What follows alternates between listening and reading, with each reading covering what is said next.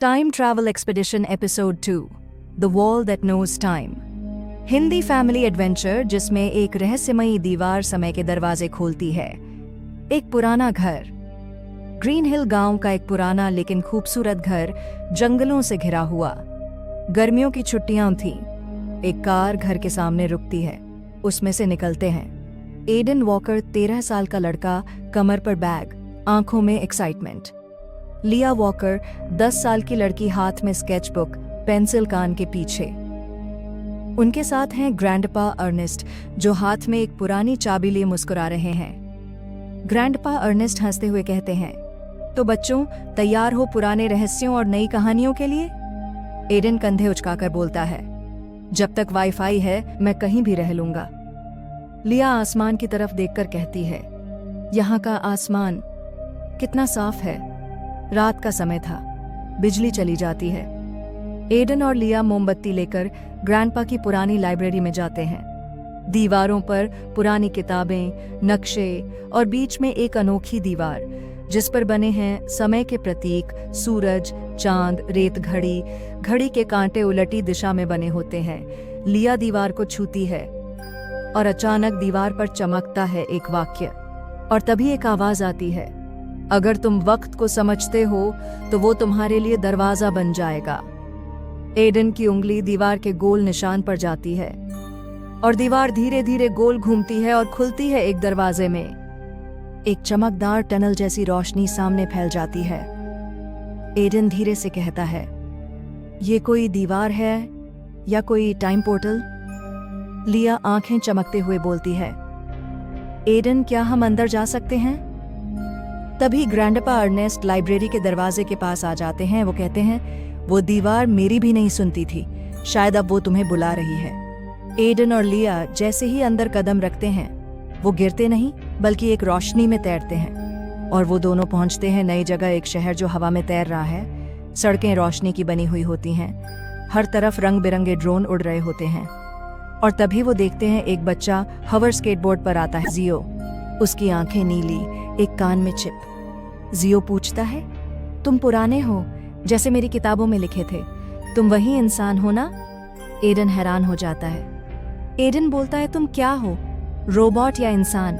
जियो हंसकर जवाब देता है, नहीं, मैं ह्यूमन नेक्सस हूं, आधा इंसान आधा रोबोट। तभी लिया देखती है स्कूल नहीं है, बच्चे हवा में लटकते पिक्सेल्स से सीख रहे हैं। लिया धीरे से एडन से बोलती है, इतना तेज सब कुछ, लेकिन ये लोग मुस्कुरा क्यों नहीं रहे?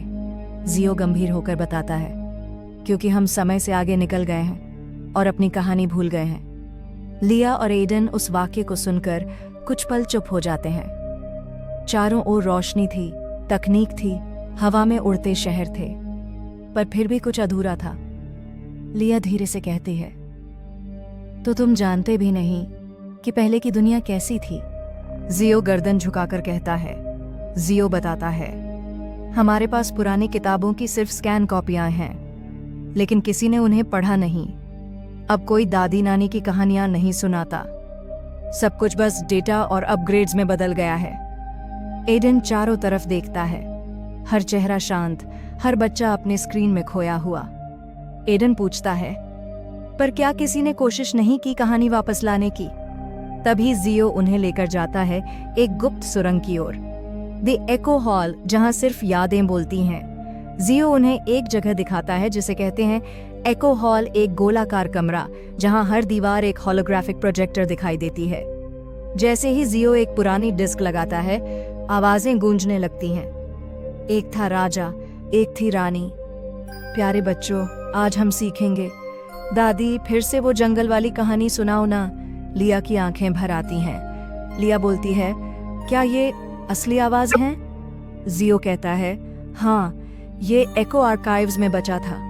मैंने इसे छुपा कर रखा ताकि अगर कभी कोई वापस आए तो सुन सके कि हम क्या खो चुके हैं। तभी दीवार पर एक अलार्म बज उठता है, unauthorised memory playback detected. Data soldiers को चेतावनी मिल चुकी होती है। जियो घबरा कर कहता है, हमें जल्दी निकलना होगा, अगर वो आ गए तो ये सारी यादें मिटा देंगे। वो तीनों भागते हैं और पहुंचते हैं टाइम लिफ्ट तक, एक तैरता हुआ प्लेटफॉर्म जो उन्हें फ्लोटिंग मेमोरी टावर तक लेकर जाता है। फ्लोटिंग मेमोरी टावर समय का अंतिम दरवाजा। यहाँ एक प्राचीन मशीन होती है टाइम कोर, जो समय के सभी दरवाजों को नियंत्रित करती है। जियो एडन को एक टाइम सीड देता है, एक गोल चमकता कांच का गोला जिसमें उनकी बातचीत, उनकी भावनाएं कैद होती हैं। जियो एडन से कहता है, ये टाइम सीड सिर्फ इंसानों की असली यादें, कहानियां और रिश्ते बचाता है।